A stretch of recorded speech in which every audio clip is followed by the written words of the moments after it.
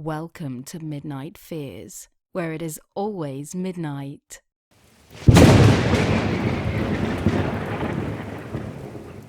Hey guys, so I have something a little different for you. I figured I'd mix things up a little bit and do a reading of a book from Amazon. I thought maybe we could start a series where I read different books and different authors, just to give you guys a taste of what some of the reading options out there are for you. Maybe introduce you to some different authors and myself. I don't have near enough time to read anymore, but if I do it for the YouTube channel, well, then I have an excuse. So the uploads would be a little bit longer, and obviously it would be a change from the short scary stories that you guys submit or the Reddit stories that I read.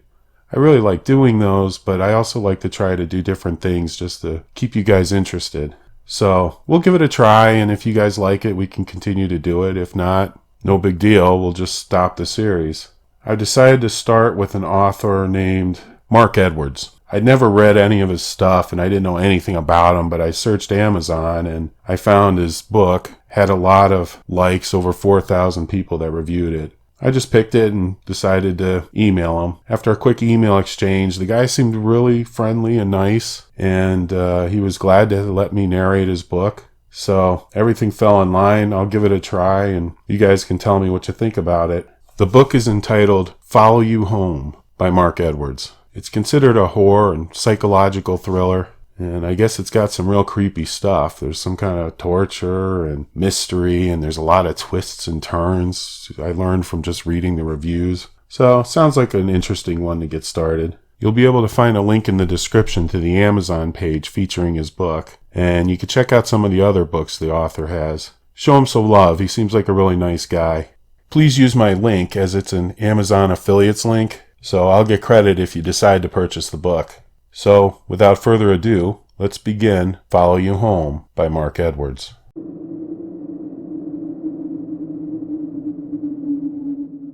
Follow You Home by Mark Edwards. Chapter 1. The overnight train to Sighisoara, due to leave Budapest at 11, was running late.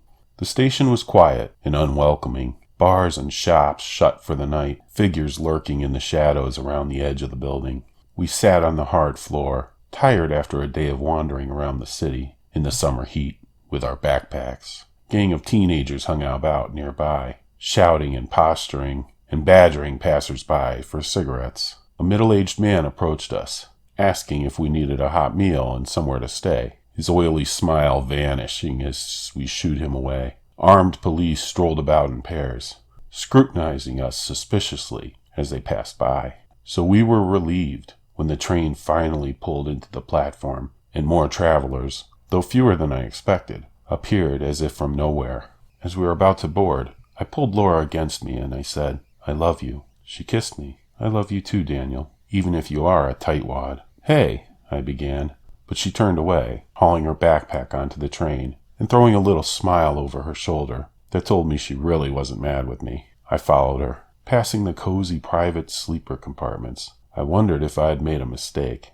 It had been my turn to buy the tickets, and instead of booking a private sleeper compartment, I had, at the last moment, bought seats in standard accommodation because they were half the price. Laura noticed me looking through the window of the sleeper and stopped to join me. "It's a shame, really," she said. "What is?" "Well, I was quite looking forward to having sex on a train. I have never done that before." I slapped myself on the forehead. "Do you think it's too late to change the tickets?" But she laughed and went through from the relative luxury of the sleeper carriages into the standard class. Laura surveyed the empty carriage and chose a pair of seats at the far end. She took her Kindle and a bottle of water out of her bag and settled back on the double seat, upholstered a long time ago in gray velvet, trying to get comfortable. I sat by the window, hoping the train had aircon powerful enough to blast away the night's humidity.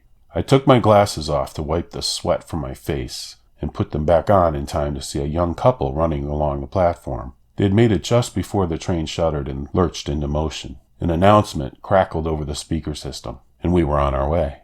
The couple I'd seen running for the train almost fell into our carriage, panting, the man laughing while his female companion looked pissed off. They were carrying overnight bags, which they hefted into the baggage rack before taking the seats across the aisle from Laura and me. I smiled at them, then averted my eyes. although we had befriended a number of couples on our trip around Europe in a transient way, exchanging email addresses and Twitter usernames. I preferred to observe someone first, making sure they weren't crazy before engaging in conversation. Going purely by appearance, they were a curious, mismatched couple. They were both in their mid-20s, but I would have never put them together. He was short and stocky, with cropped blonde hair, and wearing a khaki t-shirt and cargo pants. An average-looking guy who clearly spent a lot of time at the gym. In contrast, the girl was dressed all in black, with a leather jacket over a Strangler's t-shirt, plus tight jeans and biker boots. Her hair was black to match her clothes, with streaks of crimson beneath hooded, heavily made-up lids. Her eyes were the color of café noir, a shade away from black. She was several inches taller than him, about 5'10", so when standing she towered over him, reminding me of Olive Oyl and Popeye. They talked to each other in their own language, Eastern European, obviously, though I was unable to tell if they were from Hungary, Romania, or some other part of this half-continent. As the train made its way out of the city, another passenger came into the carriage from the other end. He was about 40, stocky with cropped hair and an acne-scarred face. He had no luggage. Even though most of the seats in the carriage were empty, he sat diagonally opposite Laura and me. He appraised us, apparently not liking what he saw, then closed his eyes and fanned himself with a newspaper. I watched Budapest go by, the lights of the city blinking out as the journey progressed. "I need a drink," I said after a while. "There should be a dining car open on the train somewhere." "Not till it crosses the border." I looked up. It was the guy across the aisle. He shrugged good-naturedly and said, "The dining car doesn't open till we reach Romania. He checked his watch, around 2.5 hours. I knew we should have bought supplies in Budapest. "Don't worry," he said, jumping to his feet. "We have plenty." He fished a heavy carrier bag out of his luggage and crossed the aisle to sit opposite us. After a pause, his companion followed, settling down beside him and crossing her legs. He cracked open 2 cans of Hungarian lager and passed them to us before we could protest. "I'm Ion," he said, opening 2 more cans and taking a sip from his. "And this is Alina." Chapter 2. The train windows were matte black, the darkness broken only by the occasional glimpse of lights in the distance. I glanced at my reflection, my face stretched like a melted plastic by some kink in the glass. It was creepy. I looked away and turned my attention to our new companions. Ion laid his free hand on Alina's knee, stroking it, so they were an item. "What brings you to Romania?" he asked, grinning broadly. Beside him, Alina wore a muted smile, seemingly bored. Laura answered before I could. "We're traveling around Europe. We spent the last few weeks lying on beaches." "Nice. But we wanted to visit Eastern Europe, soak up some of the culture instead of raise." Ion nodded. "Good choice. Romania is most beautiful country. Of course there are many problems. Poverty, with the Romani gypsies and so on." He waved a hand like this was a boring topic. But this is real Europe, far more interesting than a Spanish beach. I noticed that Alina rolled her eyes almost imperceptibly. "So you're from Romania?" Laura asked Alina, trying to draw her in. "Yes." Laura waited, but no more words were forthcoming. "She's from Sibiu," Ion said. "That's where we're heading now, to see her folks. I can't wait to see if Alina's mom is as smoking hot as her daughter." I smiled. "You speak excellent English. I hope that doesn't sound patronizing." "No, not at all. That's where Alina and I met, at English classes." He moved his hand further up his girlfriend's leg. She remained stony-faced. "So, where have you been on your journey around Europe?" he asked, looking from Laura to me. I took a deep breath. "We started off in Brussels, then traveled down through France, then Spain, a week in Ibiza, then into Italy, Rome, and the Amalfi Coast, then over to Greece, up through Croatia, into Hungary. That was it. 2 glorious months condensed into a shopping list. The details, the memories, were precious to Laura and me. The trip, our grand tour as we self-mockingly labeled it, had been transformational. Being typical tourists on the Eiffel Tower and around the Louvre, people watching and feeling all the knots in our muscles untie themselves as we finally relaxed after what had been an intense period back home. Going wild in Spain, dancing and drinking at the Benicassim Music Festival, clubbing all night and sleeping all day by Ibiza, shopping and hiring scooters and more shopping in Rome, making love on a beach on the Amalfi Coast, lying under the stars and talking about the children we'd have when we got back to England, snorkeling among a rainbow of fish off Santorini, posing for so many photos in Plitvice Lakes National Park that I began to feel like my soul was being eroded. This was life, really lived, really experienced, a passage of magic that would flash before our eyes when we died. And to share it, to live through these experiences together, meant that Laura and I were closer than ever. Talking to Ion and Alina, giving them his bare-bones outline of our trip, made me miss my best friend back home, Jake. He was the one person apart from Laura with whom I could be fully open and honest.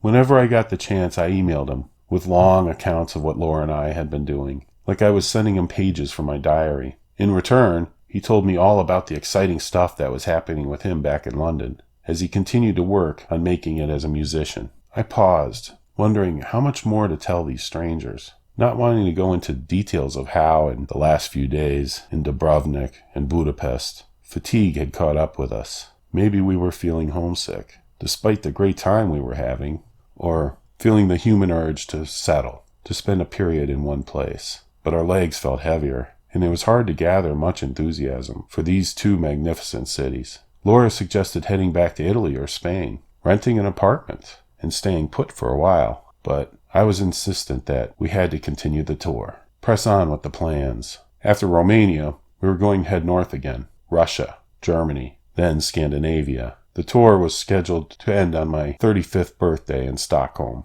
Then we would fly home, back to London, to get married, to start a family. Not necessarily in that order. Laura's own best friend, Erin, was pregnant, and I knew as soon as Laura met Erin's baby, she'd be keen to get pregnant as soon as possible. And that was fine by me. "And it's just you two?" Ion asked. "That's right. Sounds like you've had an awesome time. It's been too good for words, yes?" "You got it." Before I could say any more, I noticed Ion frown in a surprised way at Laura, so I turned my head in her direction. She looked uncomfortable. Ion said, "Hey, I'm sorry if we're intruding. We can go back to our own seats." No, it's not you." She leaned forward, and both Ion and I echoed her, so we dipped into a huddle. Alina remained sitting upright. "Don't look," Laura said, "but that guy over there keeps staring at me." I couldn't help but look up. The man with cropped hair, who entered the carriage after Ion and Alina, had his eyes open now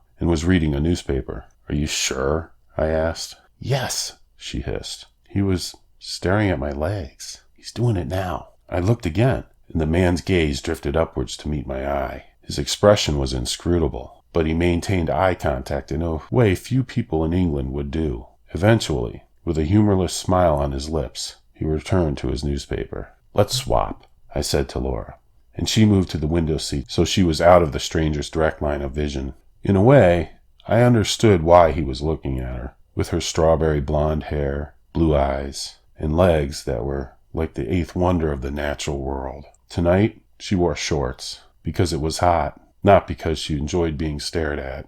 She should have been out of my league. Luckily for me, she was attracted to tall, geeky guys with glasses. My hair is an average brown color. I'm too skinny, and I look a little like the guy who gets sand kicked in his face in the old ads. But luckily, there are women out there who are attracted to guys like me, rather than to the guys kicking the sand. While Laura moved over, Alina turned around and frankly stared at the man, who was watching us again. Eventually, he looked away, a sneer on his face. "You come across a lot of guys like that," Ion said, "who think it's okay to stare at women, like they're in a shop window. Alina gets it all the time." She nodded once. I took Laura's hand and I gave it a quick squeeze. I knew she would be feeling embarrassed, so I said, "Let's change the subject." "Good idea," Ion said. "So what do you guys do when you're not traveling?" "Laura works in marketing," I said, "for a children's charity." "Interesting." "It's really not," said my girlfriend, "but you're doing something good."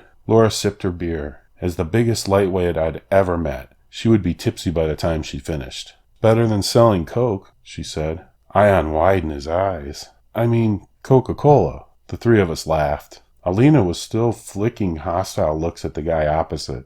"I guess you two don't have kids?" Ion asked. "No," Laura said. At the same time, I replied, "Not yet." He looked between us curiously. This is our last big trip before we start a family, I said. Try to start a family, said Laura. You can't take anything for granted, not when you're my age.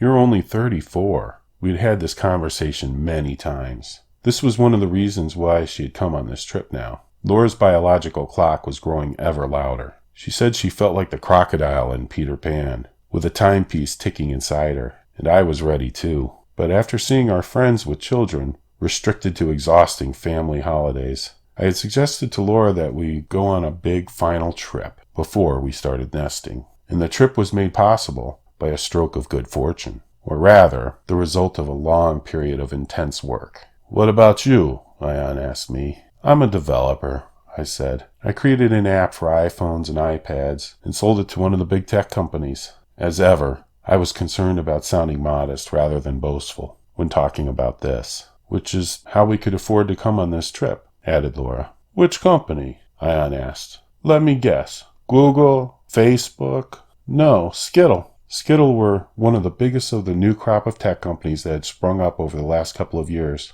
specializing in mobile apps. Wow, that's beyond awesome. Did you hear that, Alina? She dragged her attention away from the window and nodded at me. Great. So you are famous in England? Ian asked, eyes shining. No, I'm barely even famous in my own flat. What do you two do? I wasn't allowed to talk about my app until it was officially announced. I had signed a confidentiality agreement. I deliberately aimed the question towards Alina, whose reticence was making me uncomfortable. But Ian spoke up before his girlfriend had a chance. Alina's an illustrator. Really? What kinds of things? Comic books, she said, meeting my eye. For the first time I saw a spark of something other than boredom. Pride, plus a hint of defiance, as if she expected to be mocked. That's so cool, I said, genuinely impressed. Yeah, said Ian. We're going to collaborate on something, aren't we? He rubbed her knee. So what, you're a writer? I asked. Before he could open his mouth, Alina said, He does nothing. The volume was turned down on his smile. That's a little unfair. This was interesting. A sudden crackle of tension between them. Ian turned his smile up again, but removed his hand from her knee. Okay, so I am between jobs at the moment. But I'm writing a book, along with the, thing with Alina. What's it about? The book. Oh, just like my personal philosophy. Thoughts I'd had about stuff. Laura had gone to the toilet. I made a mental note to tell her about Ian's book, knowing she would find it amusing. As Ian was about to elaborate on his work in progress, the train pulled into a station. It was almost deserted. Just a man in his 60s with an enormous, boxy suitcase. Alina, much to my surprise, jumped up and slipped through the door, helping the man onto the train, carrying his case into the carriage. The old man, who looked strong and fit enough to be able to handle the suitcase himself, thanked her in his own language, then headed off to a seat at the other end of the carriage. The four of us chatted for the next hour. Ian wanted to know all about the app I had developed, and we talked about that for a while Laura and Alina, who had come out of her cocoon after helping the older man, chatted about travel. Flattered by how interested and impressed Ian seemed, I was used to my friend's eyes glazing over when I said anything at all about the app. I temporarily forgot all about my confidentiality agreement. Towards the end of his conversation, Hungarian border guards, wearing blue jackets and yellow high-visibility vests, got on the train and checked our passports. They studied Alina's passport for a long time before finally passing on to the next passenger. Like the police at the station, they had guns on their hips. After they had gone, and I'd put our passports and tickets back in my backpack, Laura whispered in my ear. That guy was staring at me again. What? He's looking at my reflection in the window. Are you sure you're not being paranoid? Maybe. I don't know. She flexed her shoulders and arched her neck. I'm so tired. I know. Me too. I yawned. But this seat is too uncomfortable. Ian, who had just returned from the toilet, overheard. Hey, there's an empty sleeper compartment just down the corridor. Why don't you go and have a nap in there? His voice was hushed, conspiratorial. It'll be a couple of hours before Romanian guards come through, and we can help keep an eye out for you. Come and wake you just after we cross the border. I don't know, Laura said. It'll be fine, Ian said. I think it's a good idea, I said to Laura. She pulled a face, torn between her desire for sleep and her dislike of breaking rules. "Go on, Laura," Alina said. "I promise we'll wake you." "I don't know." "Come on," I said. "I'll set an alarm on my phone, too. What time are we due to cross the border?" Ion checked his watch. "We left Budapest 40 minutes late, so it'll be about 3:10. You've got just under 2 hours." "Oh, all right," Laura said. "Thank you." She glanced across the carriage, and I saw what had made her mind up. The man was staring at her again, the tip of his tongue resting between his lips, one leg jiggling up and down. Slowly, he looked away, a smirk on his face. Chapter 3. The sleeper compartment was tiny, containing 2 narrow bunks with a gap of around 3 feet between them. Outside the window, blackness. We were deep in the Hungarian countryside now. I could hardly even imagine what the landscape would look like outside the window. Forests? Plains? I pressed my face against the window. I couldn't even see any stars. If it wasn't for the occasional flicker from the isolated building, the train could be hurtling through space. We could be anywhere. We could be at the end of the world. Laura kicked off her boots and flopped down on one of the bunks. I sat opposite her and took my phone out of my front pocket of my backpack. The battery was almost dead. The bloody thing was always almost dead. But I set the alarm anyway, hopeful that it would last. "So what do you think of our 2 new friends?" I asked. "I'm not sure. He is a little bit in love with himself. Can't wait to read his book." She raised her eyes to the ceiling. "But Alina's graphic novel sounds interesting. She was telling me it's about female power, a kind of feminist twist on the typical superhero story. She said she'd send me a copy." "Cool." I moved over to her bunk and I bent to kiss her. "You said you'd always wanted to have sex on a train.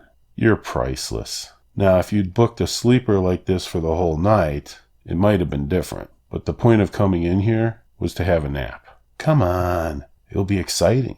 "Could you?" I leaned forward to kiss her. "Be persuaded?" "Maybe." She kissed me back. I slid my hand up her smooth thigh, and her breathing grew heavier. I could feel her heart fluttering as she pressed against me. "Lock the door," she said, breaking away. The flesh that covered her collarbone was flushed. I stood up as best as I could, and I tried the lock. "Oh, for fuck's sake, it's broken. It won't lock." "That's probably why this compartment was empty." "You'd better take a cold shower, then." She gave me another of her little smiles that I loved, turning away and faced the wall. I couldn't help but laugh. Foiled by a broken lock. I lay down on the opposite bunk and watched as her breathing changed. Within minutes, she was asleep. I was determined to stay awake, and took my phone out again to play a game, even though it was draining the battery. I had a plug converter somewhere in my backpack, but was unable to gather the energy to heave myself off the bunk and find it. I was going to stay awake anyway, in case anyone tried to come through the unlocked door. So it didn't matter if my phone died soon. I'd charge it before we got to our destination, assuming I could find a socket. I had dropped my phone in Italy, cracking the screen. I played the game for a while, peering through the spiderweb of cracks, aware of the growing heaviness of my eyelids. I told myself I would stop playing in a minute, move around and have a drink of water. The train rattled and rocked me on my bunk. I needed to stay awake. Closing my eyes, deciding it would do no harm to rest them.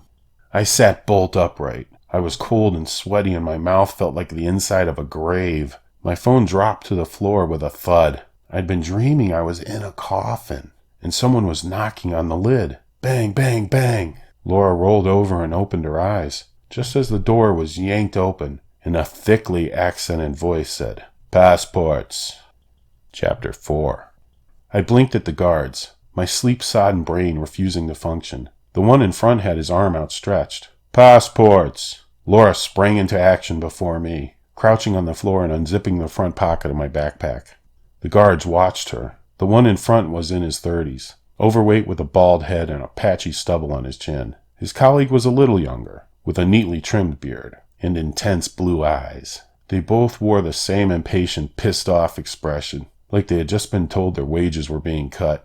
The guidebook said that Romanian border guards were welcoming and friendly, so I smiled at them and nodded. They didn't smile back.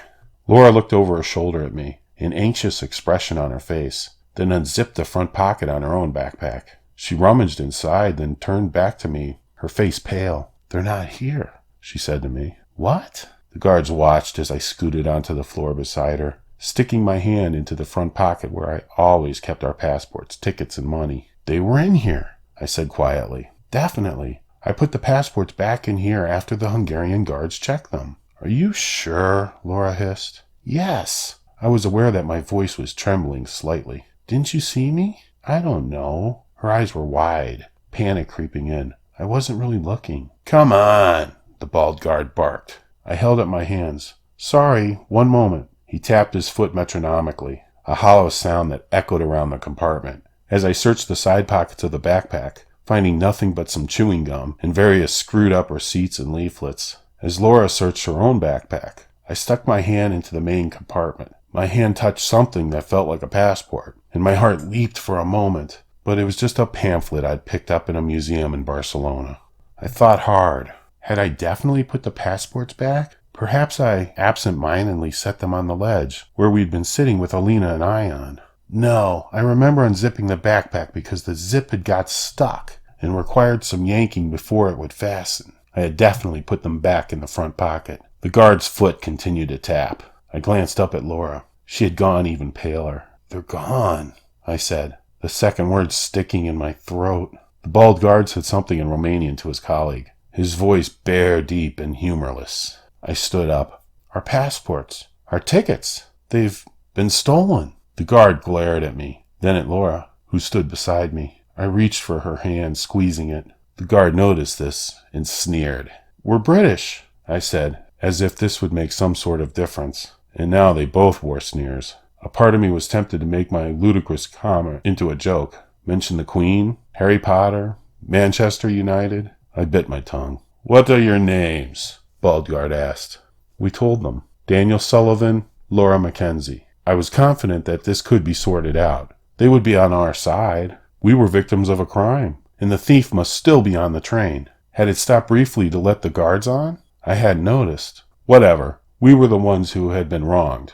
And these men, these figures of authority, would be able to help us. Okay, so we weren't supposed to be in the sleeper compartment. But it had been empty. In England, if you travel in the wrong part of the train or without a ticket, you are asked to pay the difference, or get a penalty fare. This would all be okay. Someone must have come into the carriage while we were asleep, I said. Stolen our things. I had no idea if the guards could understand me. They stared at me blankly. Then Bald Guard, who appeared to be more senior, said something to Bearded Guard, who left the compartment, stalking off down the corridor. Okay, well, that's the end of the sample. Hopefully I didn't chop up those pronunciations too badly. I should have probably checked before I picked the book. What did you guys think? Did you like that? I thought the author was really good. He had excellent dialogue skills, which is usually uncommon for authors. Dialogue's one of the hardest things to write, as I understand. The character development didn't seem too detailed yet, but the book just got started. But overall, I thought it was turning kind of interesting. We didn't get to any of the good creepy parts or anything, so I'm sure it gets more exciting. He was pretty much just setting the stage for the story at this point. Let me know what you guys think.